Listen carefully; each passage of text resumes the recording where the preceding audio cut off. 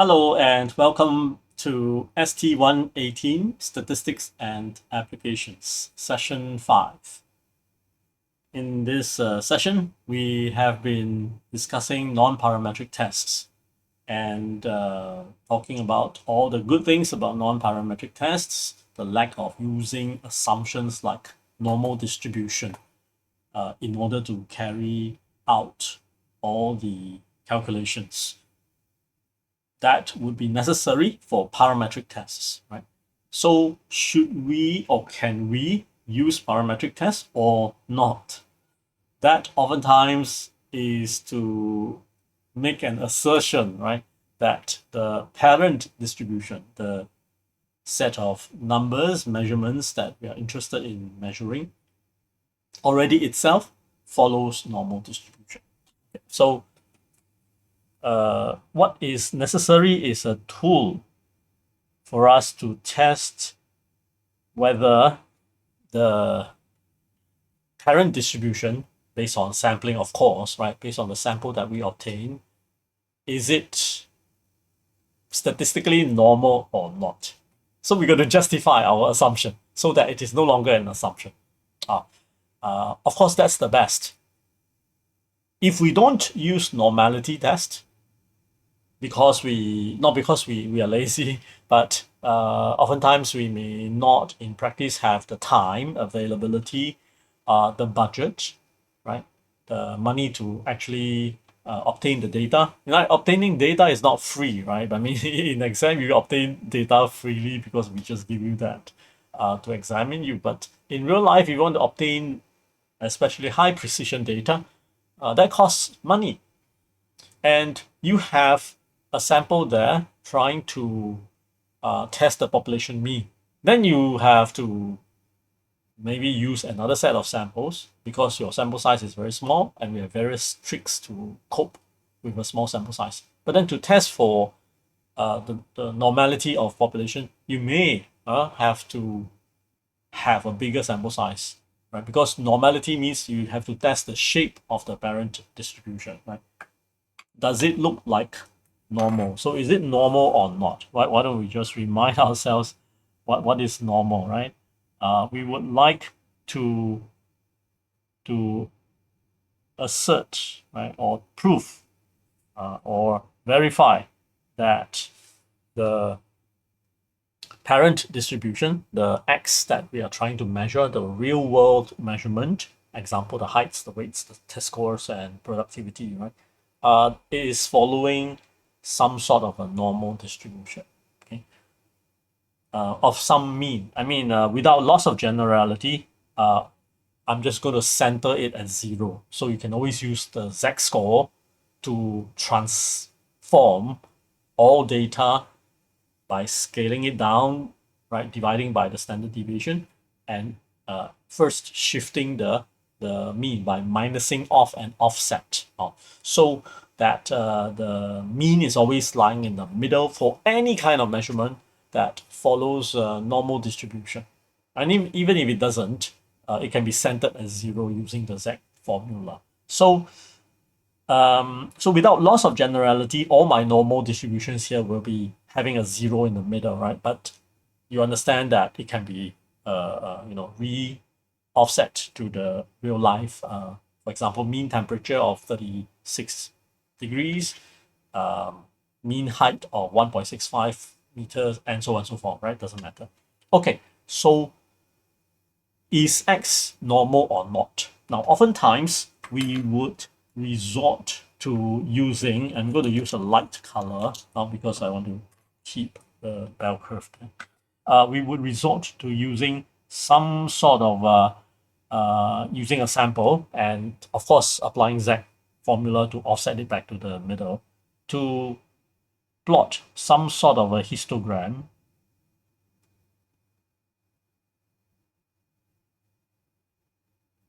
right? And of course, a sample is always finite, right? It doesn't cover the end. And so long as it looks lumpy, right? If we plot a histogram of the sample and the shape looks lumpy and roughly symmetrical about somewhere, that's good enough. We can always center it, right? Then we the intuition, of course, that's without proof, but our convincing ability, right, is to show people that, hey, look, my sample histogram has a roughly a bell-shaped curve. So that kind of implies that the parent distribution X itself is likely to also have a bell-shaped curve, provided, of course, you have enough samples, right? Your N has to be pretty large.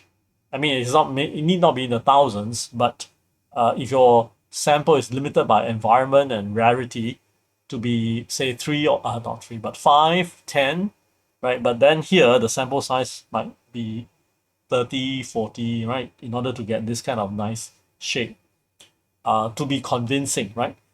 And still, that's proof by shape, proof by a picture, and that's not a proof. That's not a very rigorous proof, right? So we need some sort of a hypothesis test to test the assumption of whether the X itself is indeed a bell curve or not. Yeah, and so this gives rise to I have two tests to show you.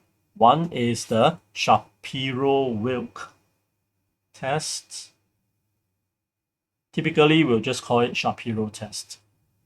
So, and the other one is the Kolmogorov-Smirnoff test.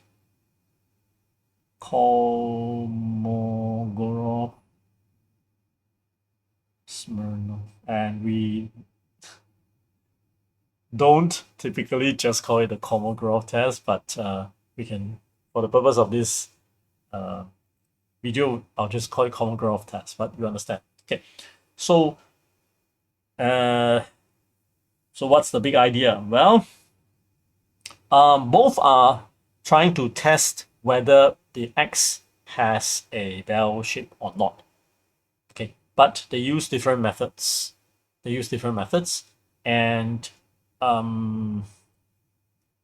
Shapiro test is really designed for bell curve itself. It cannot be used for testing whether it looks like a T distribution, chi-square distribution, F distribution, exponential distribution. Cannot, right? So Shapiro is strictly for normal. So this is strictly for normal, and it's also a parametric test. Very strange, right? So, but parametric because it is assuming that the null hypothesis is assuming that X is normal, right? When maybe it is not. When maybe it is very skewed, very lopsided, right? Very finite, very blockish, right? Then of course the test statistics will sound all the alarm because the shape is totally deviating from the assumed bell curve symmetrical shape, and then we reject the null hypothesis and then conclude that X is not normal, right? So the assumption is normal, and so it will exploit all the characteristics of normality, like it is symmetrical, it has certain what we call the cumulative distribution frequency, also CDF. So uses CDF, uses some sort of a count-based CDF, that is using expected, or rather the empirical CDF. That means we go by counting. So we accumulate the counts, a bit like percentile, if you can think of it that way, right? So certain percentile, at certain percentile, it should match this percentile of the assumed bell curve. Then at, for example, 40 percentile, it should match this 40 percentile. But then remember, this is X. We are not dealing with X. We're dealing with a sampled mean, right? So remember, that gives rise to the sampling distribution of sample mean, right? So something like that. The X bar, remember, right? So we have this, and because of sample size n, it gives rise to sample size n X bar based on sample size n. And this would be sharper because we know that it is sigma right, equal to sigma over square root.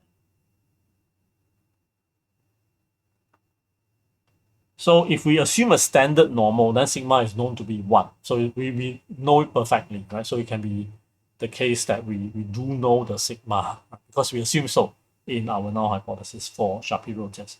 And when we have sampling distribution, the n comes in. So it depends on our choice of n. So the theory itself wouldn't be able to predict what n we use. So it will just use n as if it's a variable, but then also acting as a constant throughout the calculations. So the shape will be sharper, and we want to see that the empirical CDF. So the empirical CDF is going to match the assumed CDF of the bell curve, right? Taking into consideration, we are using the sampling distribution. This is just rough picture. So the approach is to really exploit the approach of Shapiro is to really exploit all our known knowledge about the normal distribution itself, right? Symmetry, standard deviation being 1, mean being 0, and so on and so forth, right? Okay, and uses empirical. So uses empirical CDF, right? Assumes normal distribution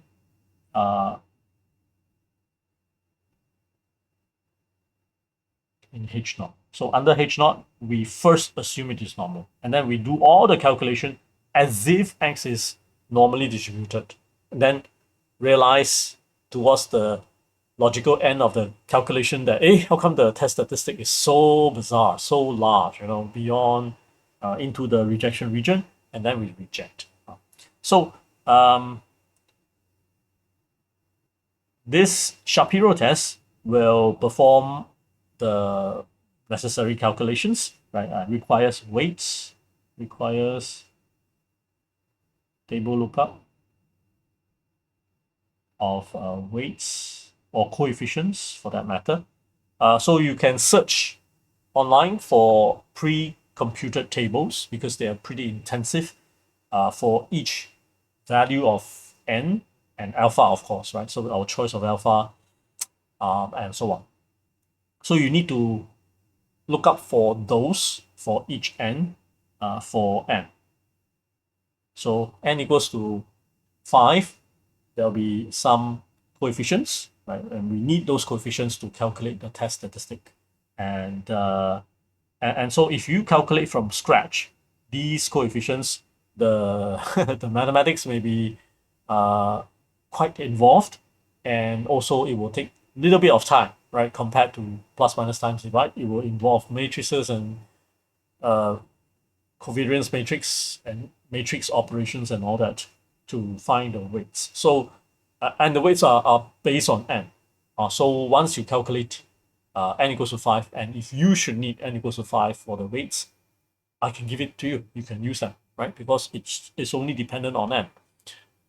Thanks to the null hypothesis, assuming that everything is known, right, about the normal we are talking about. It doesn't have to create a new normal for your set of data. It just standardizes your data to the standard normal. That's the beauty of a standard normal, having a mean 0, standard deviation of 1. So everything else become a little bit easier regardless of the size and shape of your data, whether it's in the millions or in the micrometers. It will still work as if, right, it is bell curve. So Shapiro tests strictly for the shape of it, but uses weights and in the test statistics calculations. All right. For Kolmogorov-Smirnoff, it is another approach because you see that, in fact, these are not the two only tests, but more popular ones, perhaps.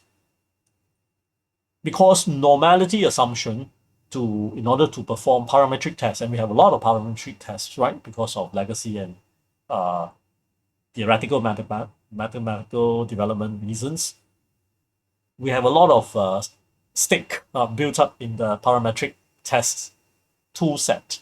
So assuming normality, just waving our hand, let's just assume it's normal, could be a little bit careless. So we have many, of course, brilliant statisticians who examine this problem. Can I use the sample? Remember, we are using sample to conclude that the population shape is bell curve, right? So I've given you one example. Plot the histogram, right? This one everyone understands, right? If my sample histogram looks like a normal, then I propose to you that, hey, look, let's agree that parent, the green curve, we are not supposed to see it, right? We won't know until we measure all the elements in the population. So I will propose to you, look, sample histogram looks like normal, so X looks like normal. So many tools or normality tests have been developed. So the Kolmogorov-Smirnoff is another approach, using a totally different approach, right? First of all, it is non-parametric. I hope by now you like to hear this word, non-parametric test, because it doesn't assume that X is normal in the null hypothesis. Okay, but then throughout the procedure, the calculation steps and all that, you'll find that it also uses the CDF function. So uses the empirical CDF and to compare with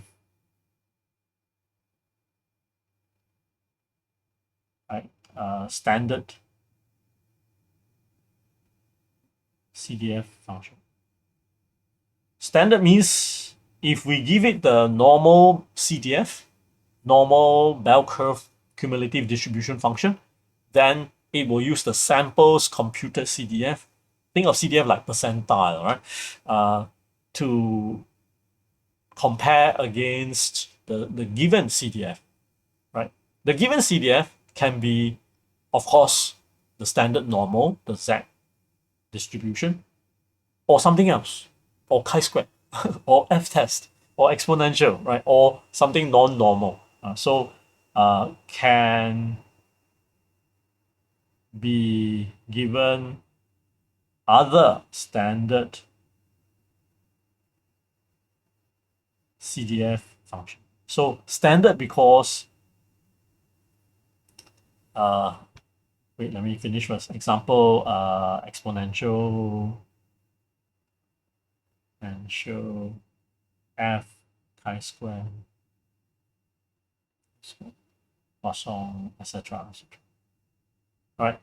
So pretty versatile because so long as you give it a standard function, it can be described by mathematical function. So long as you have a function, you can put it in. All right. And you also don't need so these are all the one sample version. You use one sample, right? So these are all one sample. But because of the procedure, as you will find out later, you don't need to give it a standard function. You can also use another sample. So it's like two population. You're not sure whether they have the same distribution. You sample from both populations. Okay, and then you check, are the histogram outline, the shape, implying the population curve, are they the same? Are the curves the same? Well, it's able to give you a litmus test on, are the two shapes the same or not? Right? Can also check if two populations have same distribution. So this is something extra without extra work in the calculation alone, because the calculation alone is generic enough for it to be accepting a second population.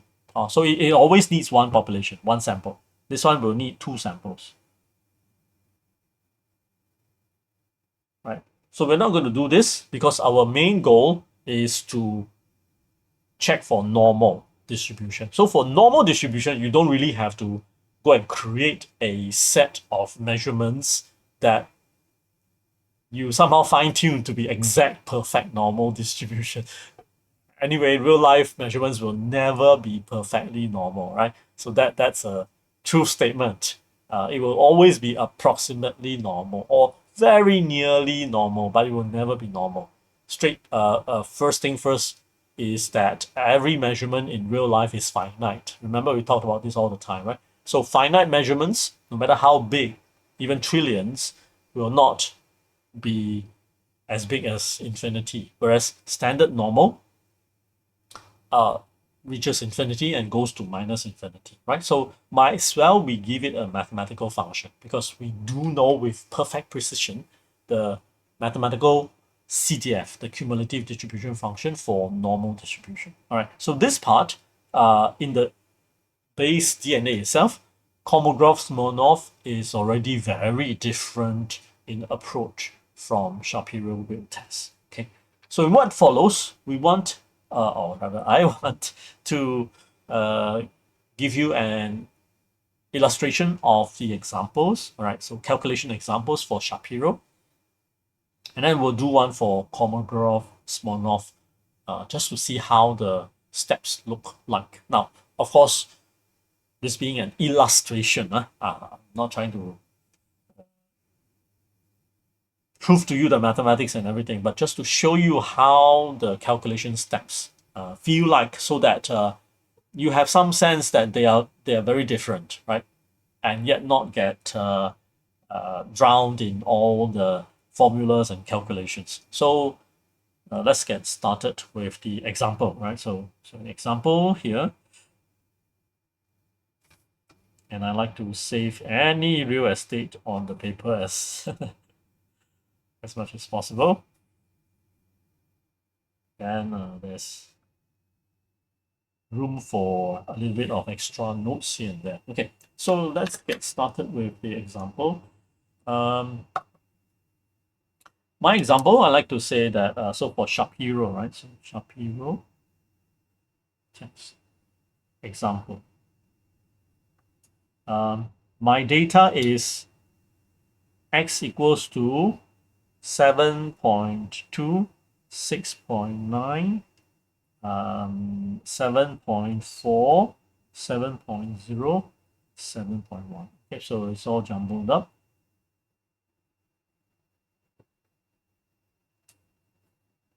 All right.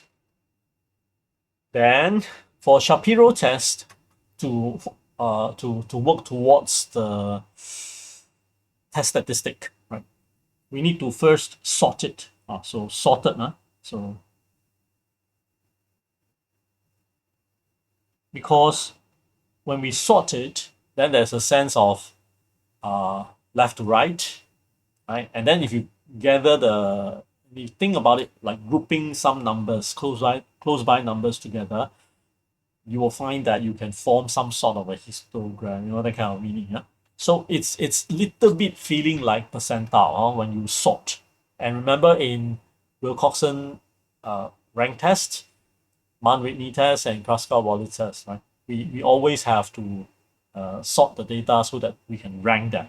By ranking them is to throw away the steps, because notice that once you sort them, right? Let's just sort them. So the X sorted form, I put a bracket, right? So once you sort them, the gaps between consecutive numbers need not be the same. Here, kind of fortunately or unfortunately, we have 0.1, but the last one is 0.2, right? But in general, you can expect that even if you sort them, the gaps between consecutive sorted numbers wouldn't be the same, wouldn't be uniform, right? So it will be sometimes small, sometimes large. So by ranking them, we are to throw away the gaps don't care whether it's large gap or small gap, right? And if they repeat, then we can put a bar, right, histogram bar, and make it higher.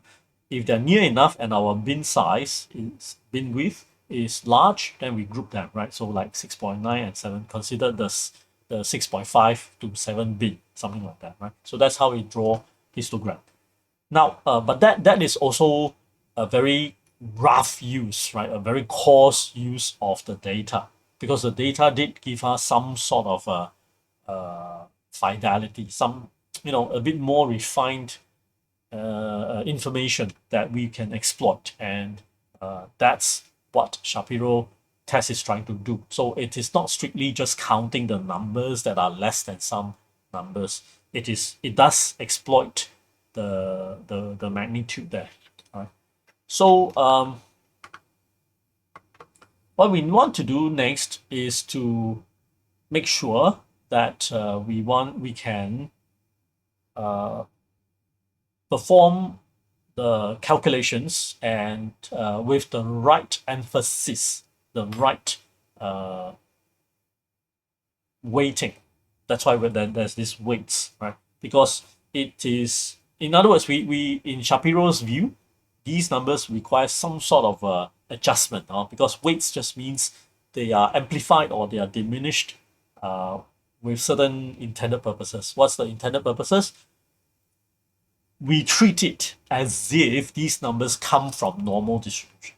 Remember, that's our H naught, right? So we want to make sure we write down the hypothesis test because it is always the same. That population X is normal, right? Versus population X is not normal. Not normal doesn't have to mean that the shape is totally out of whack, right? Like one-sided only or whatnot. It can be that the noise, right? The noise, the unmatching part is so out of shape, right? So it is a sort of a bell, but maybe it has very fat tail, a very shallow peak, lower than expected, and generally symmetrical, but doesn't feels a bit flatter than a normal bell curve. Then it is so flat relative to a bell curve that we have to reject the null hypothesis. So Shapiro is able to do that, provided we have the weights. We have the weights. So in what is called the order statistics. So based on ordered statistics, we need to do certain matrix calculations and all that to obtain the weights. But you can do a lookup, right? So look up the weights.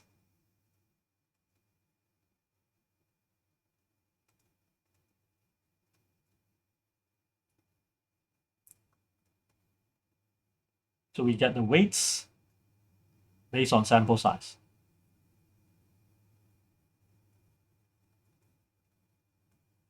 Okay, so when we look at n equals to 5, you might see something like the weights. The weights are given in ordered form, right? So I will just put in sorted form.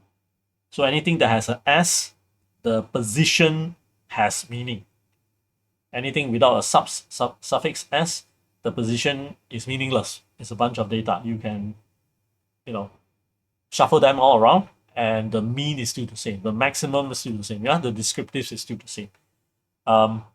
In sorted form, yes, the mean and everything, they are still the same. The descriptives are still the same. But we need to keep the order, because the weights that we obtain, we will have to also preserve the order. So you will see something like from my table lookup, you get this number 2413. Now you will see that 2413. You will see that in table lookups, to save space, they will give you just two numbers. Even if you look at n equals to 5, so you say, hey, I need 5 numbers. 1, 2, 3, 4, 5. My sample size is 5. The idea is one coefficient times one piece of data in the ordered sense. So you cannot jumble them out. your own choice, pick a number. No, so it's ordered statistics. That's a little bit strange, because in all statistical studies so far, we have been just treating the order as a useless information. Also, that the fact that we get 7.4 in the third place of our measurement makes no sense. The order statistics is not to talk about the order of measurement. So if you first measure one object, you get 7.2. You maybe the second day you measure another object. That's a second day kind of sequence, right? Second day, third day, fourth day, fifth day, right? But that second day, third day, fourth day has no meaning in statistics. What has meaning is the magnitude. So the orderliness here is based on the magnitude of the measurement. So don't mix them up. All right. So you might say, why can't I keep this? This is sorted form, sorted form. So based on sorted information, right? Based on sorted form and sample size is 5, we should get 5 weights.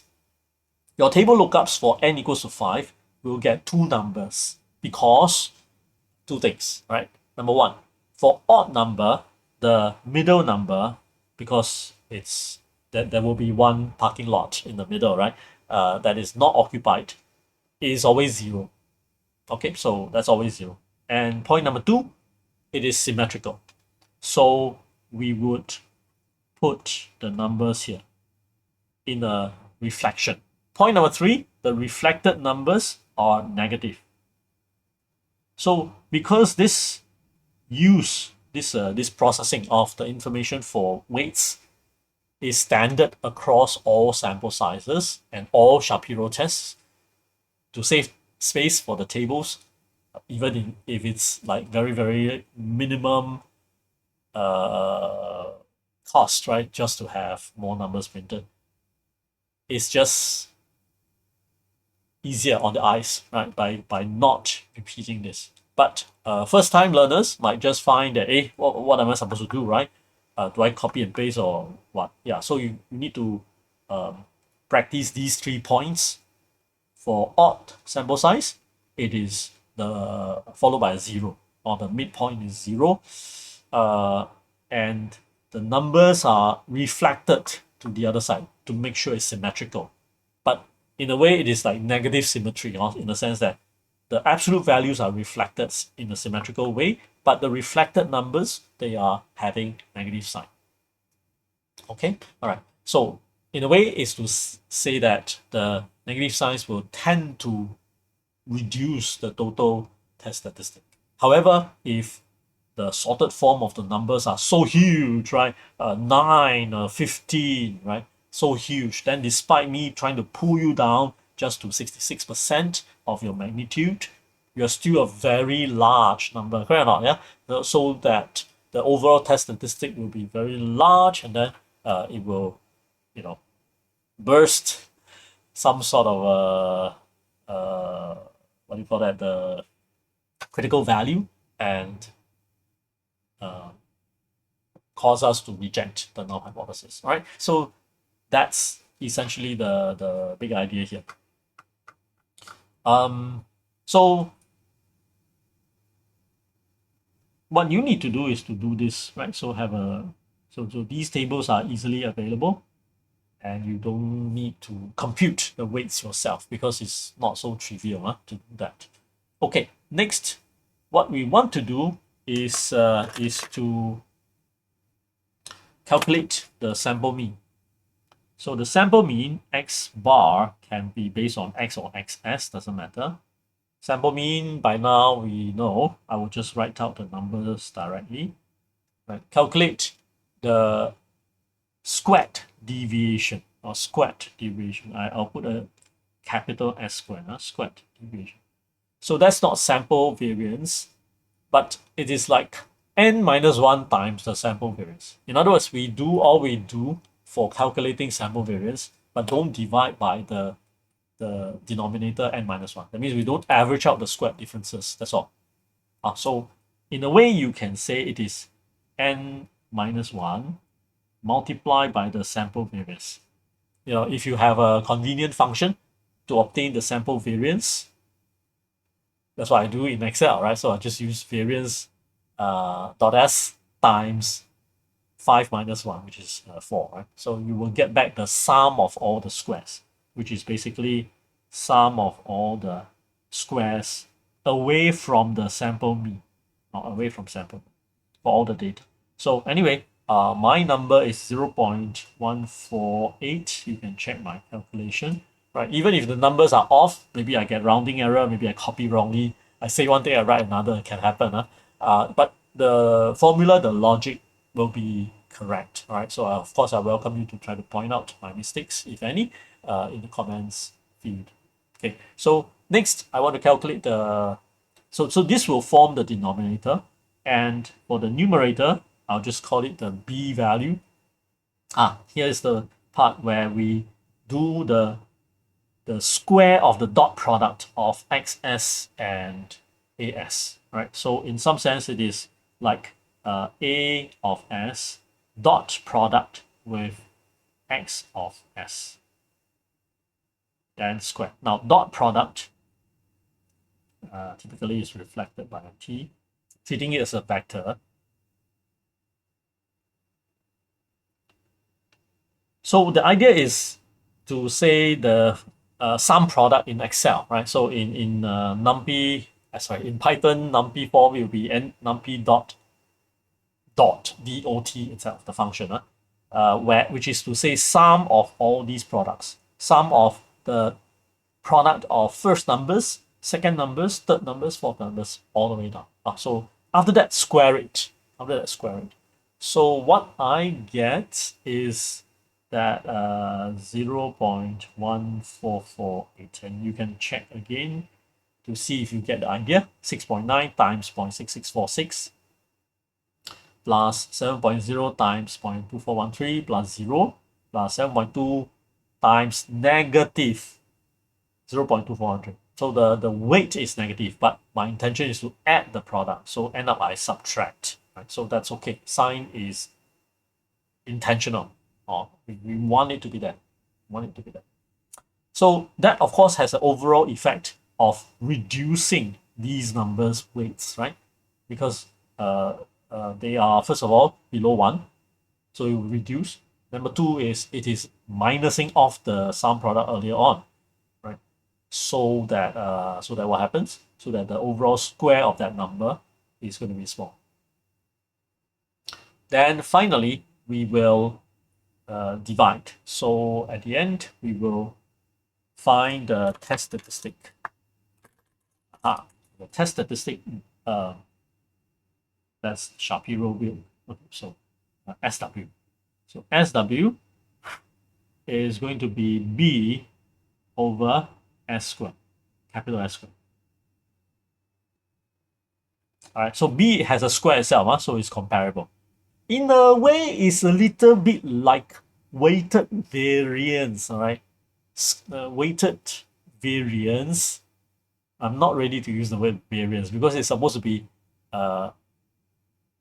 off the, minus off the mean, right? But there isn't any. But you can think of it as weighted variance over the squared deviations, like variance also, so that the overall unit makes sense. Okay, so what is the answer? Answer is SW. So in our case, our SW is going to be 0.1448 divided by a 0.148. Okay, that's very close. Okay, so answer is 0.9786. Yeah, okay, so did you get this? All right, so using Python's scipystats.shapiro, we can find the test statistic. The number I got was 0.9787, so pretty close, right? And the p-value,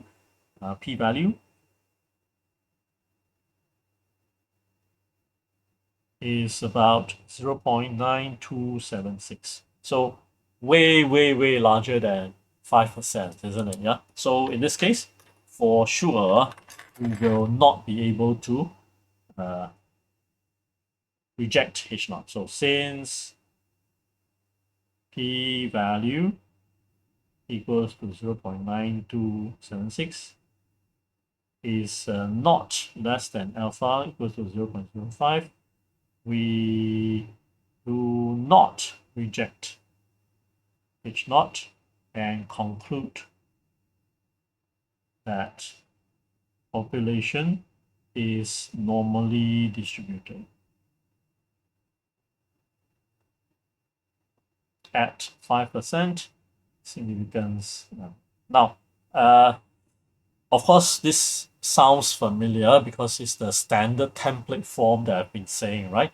All conclusions, all statistical test conclusions, they will have this template because all the calculations essentially is to focus on what is the test statistic and does it incur a small enough p-value. That means, does it look strange? Does it look like it's very rare theoretically if we assume H naught is true? Or if we assume H naught is true, the chance of seeing what we have seen, what do you mean by that? Seeing what we have seen means seeing the test data, the sample data that we have measured that eventually gives rise to the test statistic, right? So seeing what we have seen, the chance of seeing that, if we assume H naught is true, is very, very likely. So what makes us think of discarding our assumption, right? So our assumption is correct. Okay, so that's the logic of using p-value. And in our example, this does look like a bell curve. But if this sequence continues, seems to be rising and rising and rising, right? Then we don't know, right? So it may not be true. Huh? But this number here so far is causing some deviation from being a perfect normal, but the deviation is not large enough. Okay, so you can see that Shapiro test does involve deviation. Deviation means the squared deviation away from the mean, but don't divide by per unit sample. I'm treating n minus 1 just like n itself, right? Because the idea is that minus 1 is to adjust for the degree of freedom and all that stuff. But this appearance of n minus 1 is just like trying to average out the squared deviations from the mean. So Shapiro uses this, right? And also the as the base, as the denominator, right? So this is like the denominator. And remember, this is from x bar, not any assumption of mu. So even though we would categorize Shapiro test as under-parametric, more because it assumes normality of certain mean and sigma, right? Mean of 0, sigma of 1. Nevertheless, the use of any particular mu, any assumed mu, is minimum to none, right? So everything is based on the sample itself. Of course, the weight here, right, is computed again with the assumption of normality with a mean of 0 and standard deviation of 1. So in some sense, there's some assumption of population mean. In fact, even population standard deviation, right? So very strong assumption of population parameters, hence a parametric test. Okay, so that's for Shapiro. Now, of course, we need to also look at the p-value, right? The p-value for Shapiro. In other words,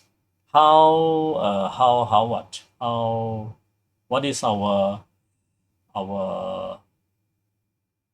distribution of the test statistic? So out of curiosity, and perhaps my curiosity is not the same as your curiosity.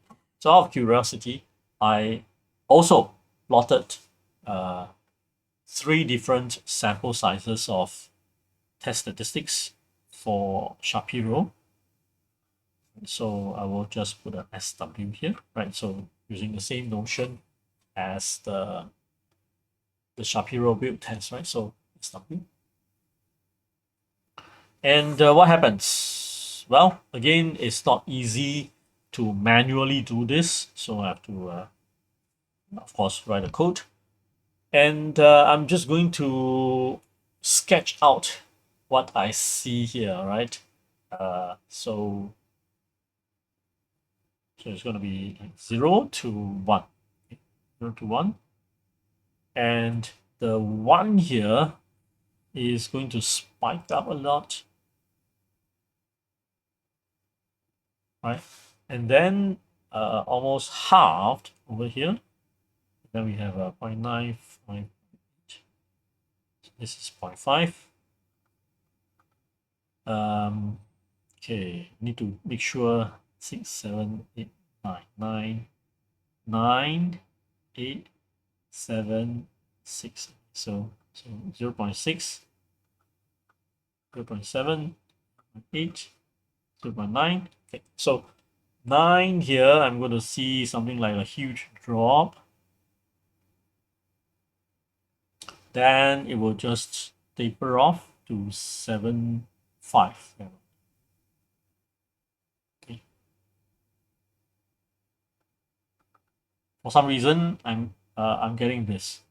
Don't see values below 0.75.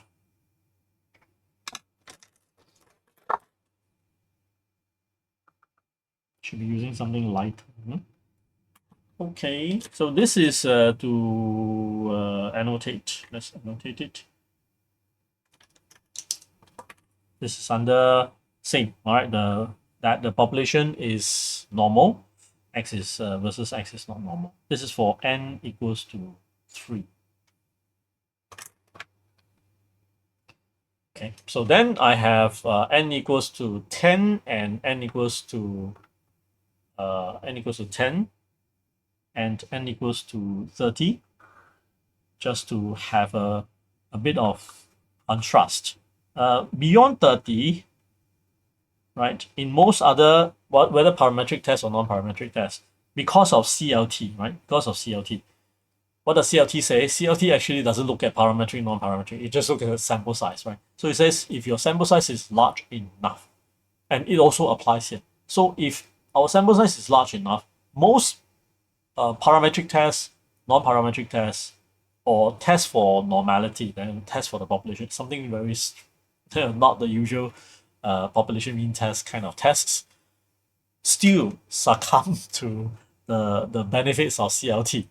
Succumb is not the right word, but still benefits from the the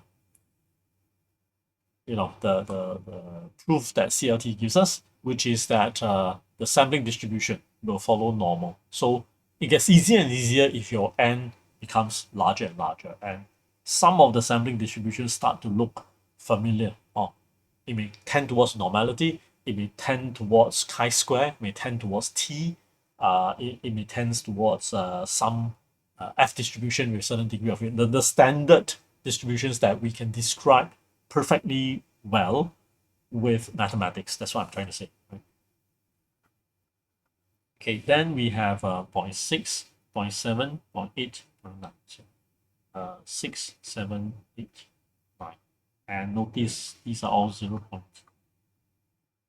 Okay, so we have a 0.93 thereabout as a peak, right? And it is suddenly changing shape like this to 0.75 and then tapering off very rapidly to cannot be seen. Okay, like this. So again, I want to use a lighter shading color. All right, so this looks like this, and the sample size at this point in time is n equals to 10. And finally, shouldn't miss out the fun here, which is to have a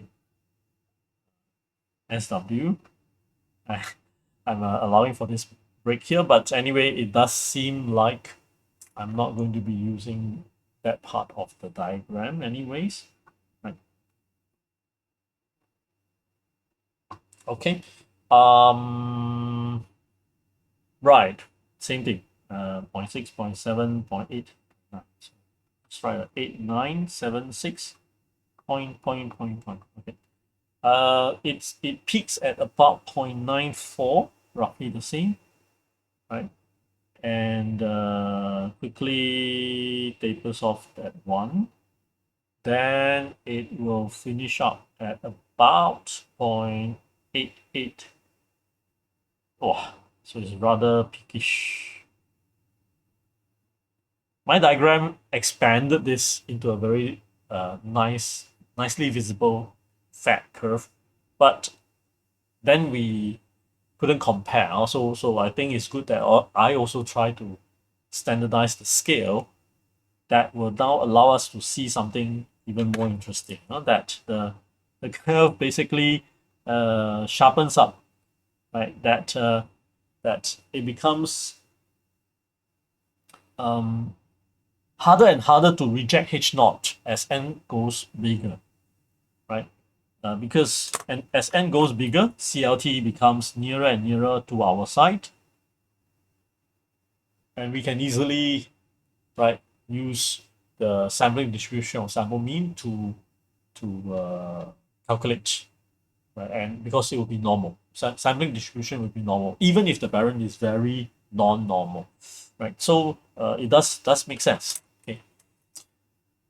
Okay, good. So that would be first part. Now let me switch over to discuss quickly another uh, illustration for Kolmogorov-Smirnoff test.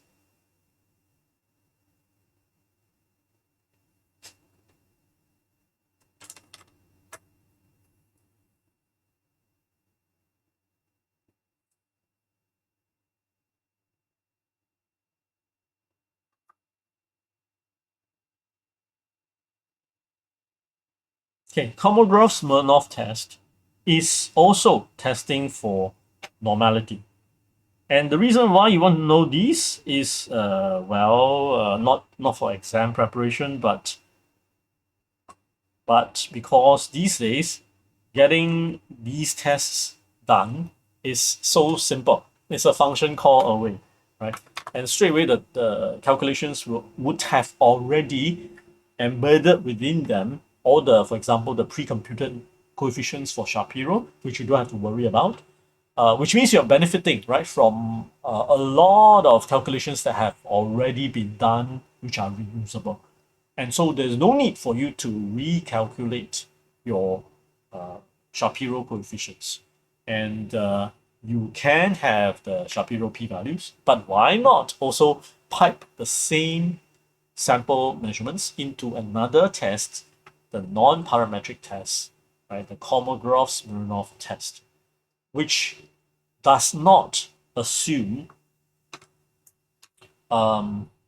any normality, right? It just takes the mathematical function. You cannot say that we are assuming that that's why we carry on. We're just directly, it's like test statistic, right? We minus off the mean and all that. You cannot say minus sign is an assumption, divide is an assumption, right? So it's weird, right? So if we provide a mathematical function, that function is just like plus and minus and times and divide. So itself has no assumption. So it's perfectly fine in that sense to just basically use it, right, as a non-parametric test. That means we are not making any assumption. We are just directly calculating the various test statistics or else calculations that are necessary.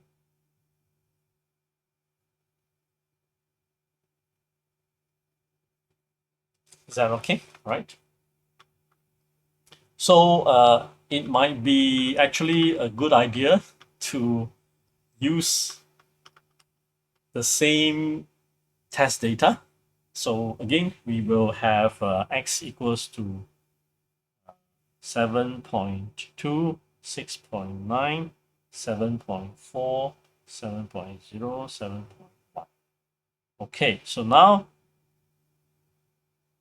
right, we can we ran the Shapiro test and we failed to reject. So Shapiro says it is normal.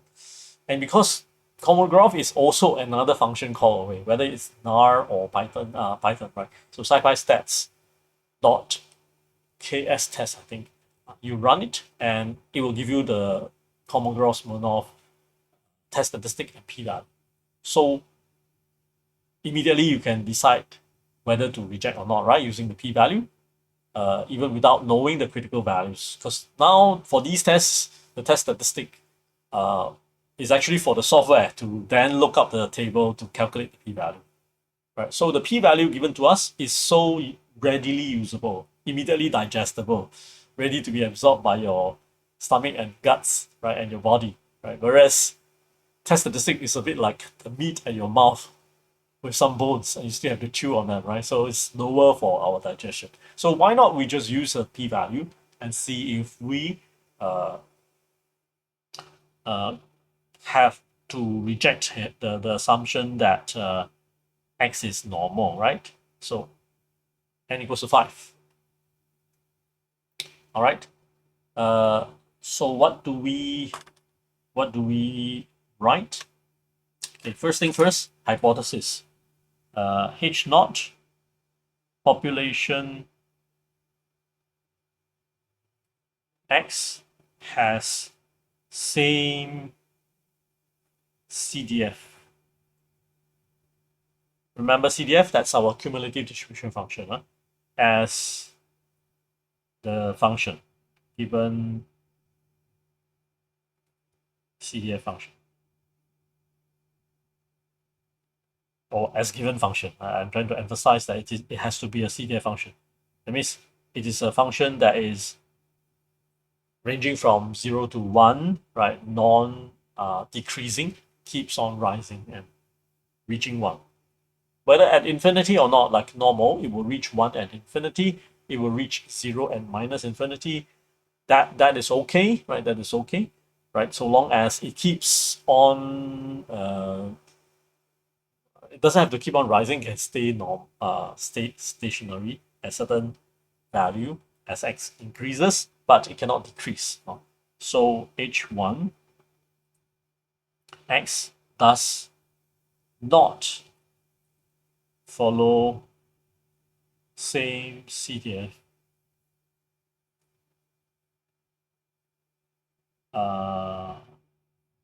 does not have the same follow the same given CDF. Okay. So we are certainly putting this CDF up right in the center here, right, of the hypothesis statement, which means that we have to provide the CDF. The CDF is the standard mathematical function. So it is like cut off from reality. It is kind of like conjured up by a mathematician. I almost said magician, yeah, but sounds like the same, right? You can write anything you want so long as it follows all the rules that define or characterize what a CDF function is. Then that function, no matter how bizarre it looks, involving integration, double integration, whatever it is, still is considered a CDF function, right? So give me that formula, give me one set of sample, and pipe it into KS test, right? So Kolmogorov-Smirnoff test. So what's the big idea? The big idea is going to be shown in how Kolmogorov-Smirnoff massages these numbers. How does it turn it into something that can be used to compute a p-value, right? Okay. So what do you guess? What do you think is the first step? First step, based on your experience so far in non-parametric tests, rank them maybe, right? To rank them, you have to sort them. Okay, fine. I think you score that point. So first thing first, we want to sort them. Sort the sample. So X sorted. Now, thankfully, we already have one version. So we can do that by copying or by sorting again. 6.9, 7.0, 7.1, 7.2, 7.4.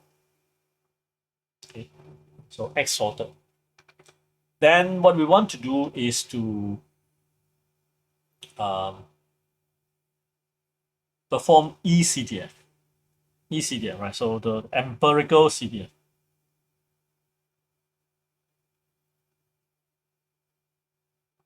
Is called the empirical. Anything that is empirical, right, in statistics and most of mathematics means sample, means in practice, means in real life, when theory touches reality. The empirical means the physical count, physical measure, in other words, the sample itself. So empirical, cumulative distribution function.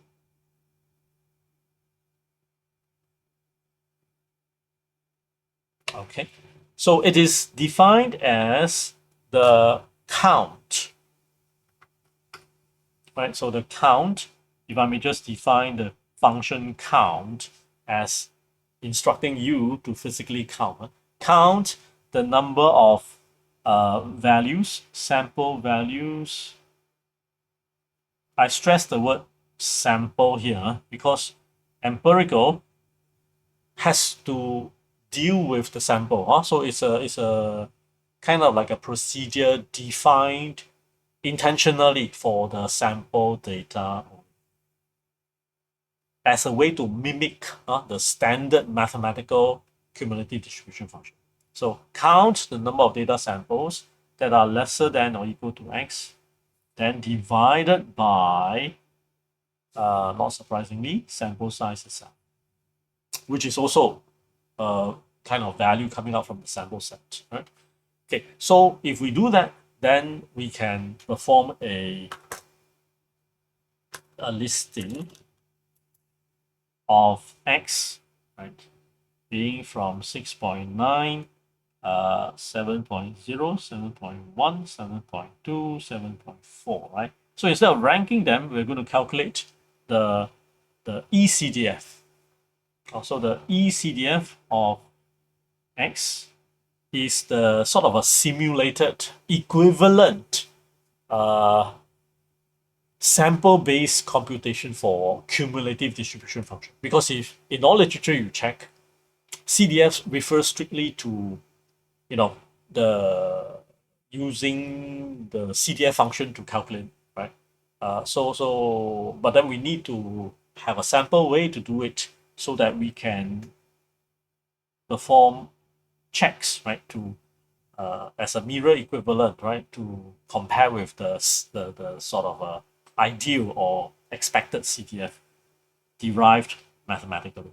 So let's look at how we have. So n is 5, right? 1, 2, 3, 4, 5. 6.9, this value. How many values? Because this is sorted. So how many values, how many counts of values are there for 6.9 and smaller? How many pieces? 1. So it's 1 out of 5. Okay. 7.0, how many counts of values are equal to or smaller than? Look at this, less than equal to. So the equal to is very important in sample values because it is possible for the values to be equal at x itself, because the value x could be one of these numbers, right? So if it is one of these numbers like what we have now, then it includes that number. So it becomes 2, right? How many numbers are including 7.1 and smaller? And you can see that it will be like this, pretty standard, pretty linear, right? Okay. So not surprisingly, our values for eCDF will be 0.2, 0.4, 0.6, 0.8, and 1.0. Are you with me so far?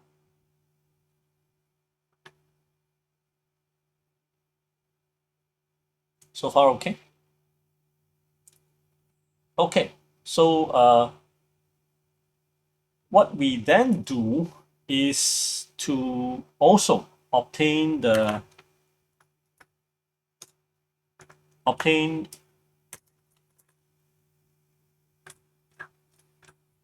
the z values of x. So the z values of x, maybe I can use back this way. The z values of x, okay, is to calculate this. So remember the z values of x. The z formula is, let me just write here, x minus the mean divided by standard deviation. Okay. The z formula, x minus supposedly mu, right? Yeah, mu. But we don't know the mu, the population mean of capital X.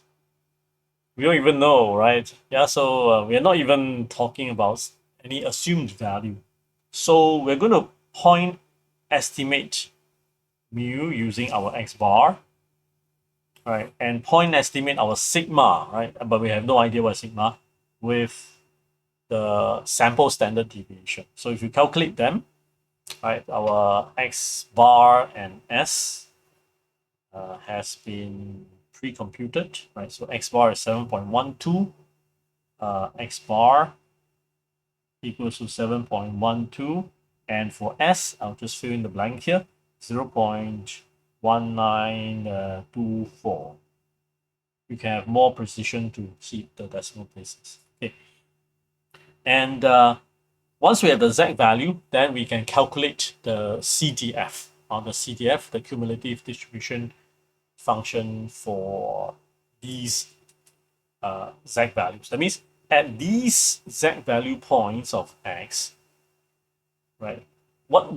How would the given CDF standard function, and in our case, we will provide the normal CDF function centered at 0, standard deviation of 1. How would that standard function generate as a CDF value so that we can compare with the eCDF, the empirically derived sample CDF values?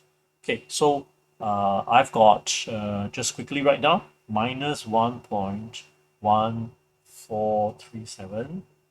I'm going to squeeze in the 4dp just to show you the precision. Of course, you can zoom in the video a little bit more to look at the numbers, but in case you couldn't see my handwriting, sorry about that, then at least you see the first 2 digits, right? They should be correct. So 0.4159, and lastly 1.4557. Okay. All right, so then with these, I can calculate the CDF value of these, and these z values, they are based on the x value point. All right, so it's a bit like saying that I don't know about x shape, but I'm going to assume the x shape is going to be this bell curve, right?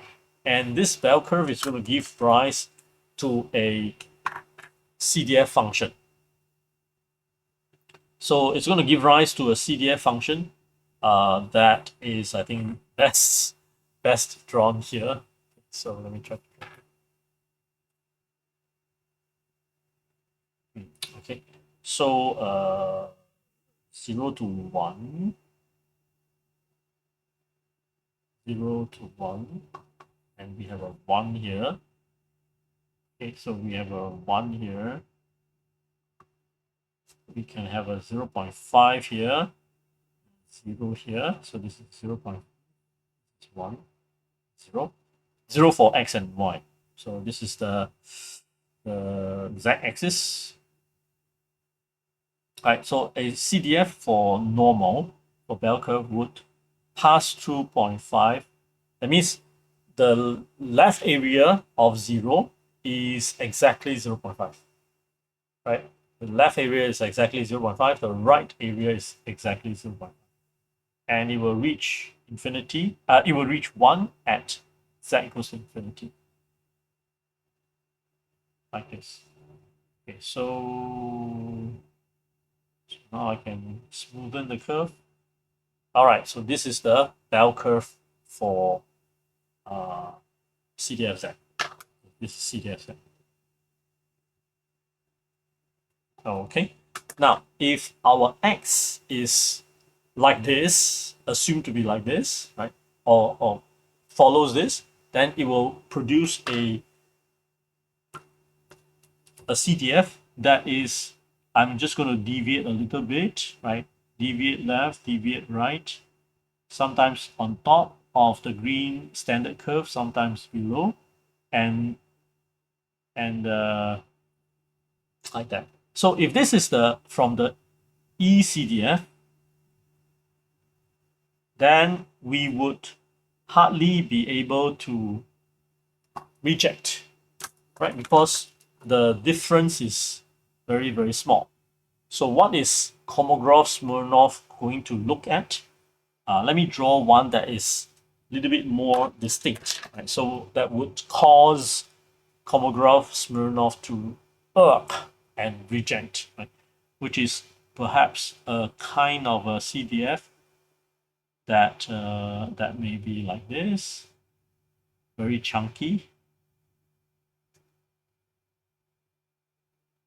Okay, like that. Okay, so what it's going to do is that Kolmogorov-Smirnoff is going to uh, look at the vertical difference everywhere on your points, right? So you have 5 sampled points, right? Then it will look at all the sample points. Here we have our sample sizes, right?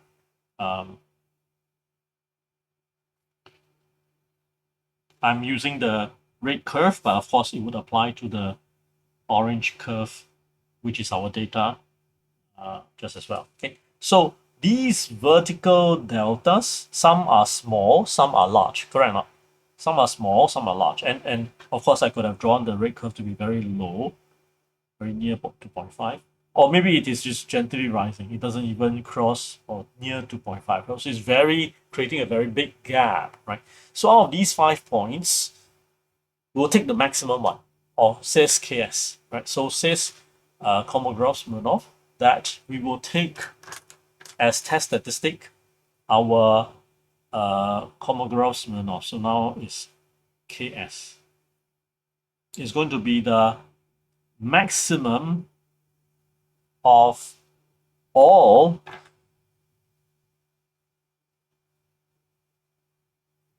the magnitudes of ECDF of xi minus the CDF of xi for all the samples. Remember, we're dealing with samples, huh? So nothing assumed about the population. Okay, so for the eyes, for every eye. So I equals to 1, 2, 3, 4, 5. So I equals to 1, we calculate first of all the CDF. I haven't finished, but now you get the idea, right? So CDF is 0.1264, 0.2664, 0.4586, 0.6616613, and finally 0.92. It's increasing, right? Because the numbers are sorted. Okay. So this sorting is not to give ranking, but to fit the definition of CDF. Or if you have random numbers, then it may be the 7.4 comes first, and it's just harder. So anyway, harder to tabulate this. So anyway, our difference here is the absolute difference between ECDF of x minus CDF of x. So that some points, the ECDF may be below, such as this one, right? The empirical data, the red one, is below the green standard theoretical height, right? And some cases, the red curve is above the green theoretical height. So we don't care. We don't want to use the negative values. So after subtracting and ignoring the differences, we get 0.0736, 0.1336, 0.1414, 0.1387, and lastly 0.0727. Okay, so we have now the vertical interval, regardless of negative signs, no negative signs. We have the vertical intervals, and we have all the i's, the 5, right? Now we take the maximum of all these absolute values. So we look at this, look at the middle one. This seems to be the largest, right? So now our KS value is going to be 0, just copying this number. So for us, for our example, KS equals to 0.1414. That's it. So we now have our test statistic. Okay, so now what happens? Well, we will then calculate our p-value. Okay, so at this point, we will check out the tables for Kolmogorov and Smirnoff using one sample Kolmogorov and Smirnoff table. So what do we have? Right, we have you have to look for sample size of 5 and alpha equals to 0.05. So example, alpha equals to 0.05. Our cutoff based on the table is something like 0.56327. But using Python's scipystats .ks test function, I obtain a p-value that is some number times 10 to the power minus 50. So p-value here is approximately 0. Okay, so what do we say? Since, right? So can you see here? Since p-value is very, very small, is that right? Yeah, so very, very small is less than alpha, equals to 0.05. We reject H naught and conclude that what? We reject H naught and look at H1, right? That X does not follow the same given CDF function, which is the Z distribution. So and conclude that X does not follow normal distribution at 5% significance level. Nothing else, please. Okay, now you see it. All right. So the critical value for KS, right? You can look up table, and sometimes the numbers might differ from table to table, ever so slightly, right? So the slightly is also visible, not like the last decimal place. It can be even the second decimal place or third decimal place. Same for Shapiro coefficients and the critical values.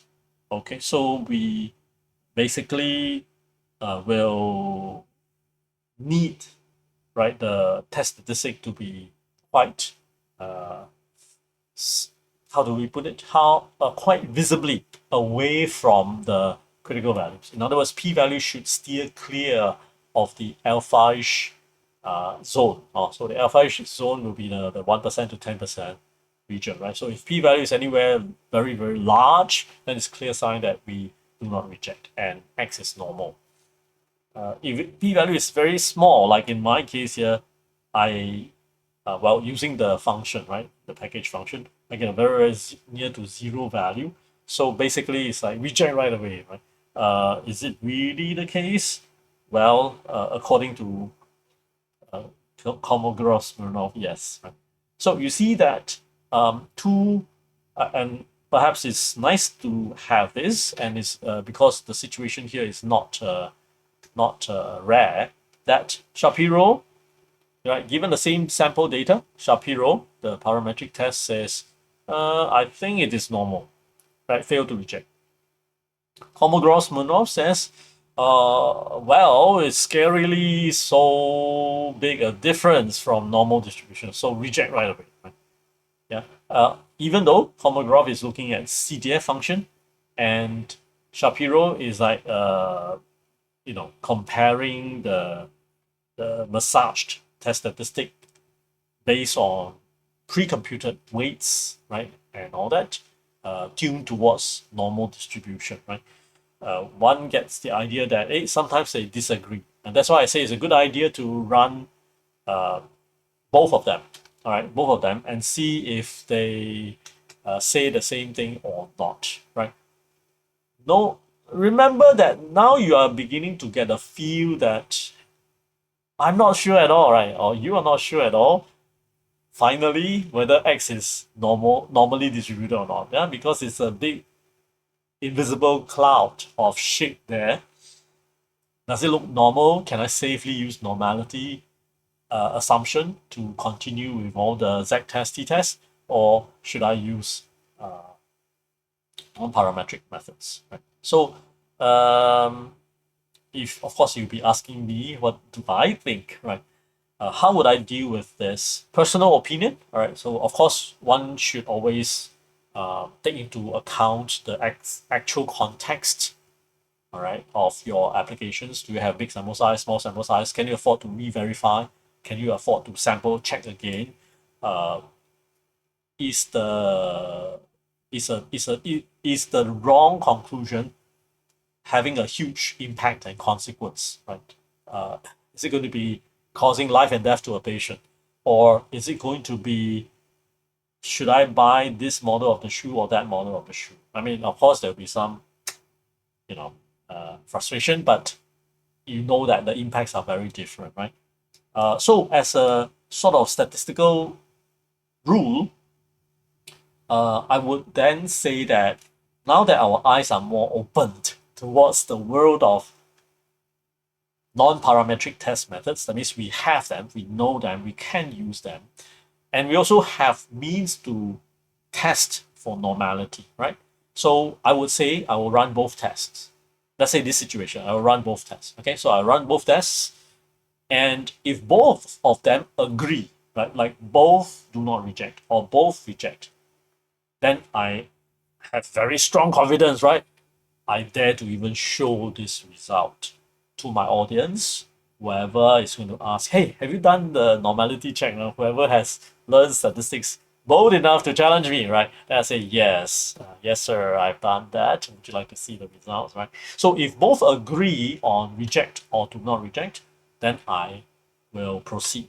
And that is clear, right? So if both reject, that means X is very likely, I still say very likely, right? Very likely non-normal, so I better use non-parametric tests, right? If both do not reject, I have a good confidence because both tests pass clear, right? One is engineered to test for normality, one is designed to test for the maximum gap or error difference, right?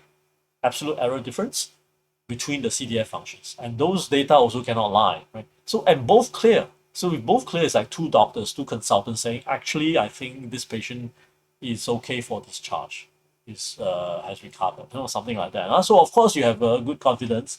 Then I would then use the parametric tests, right? So because they work based on the assumption that X is normal, and now X is, I didn't see it, but I have enough evidence to show that X is indeed normal, right?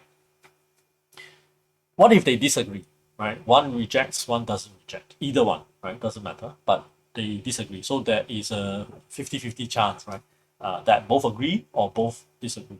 So if both disagree, then I cannot purposely choose the one that I like right now, because even if it is not having conflict of interest, I need to be honest to my own investigation, so that whatever conclusion comes out, maybe it's for my own investing, right? Trying to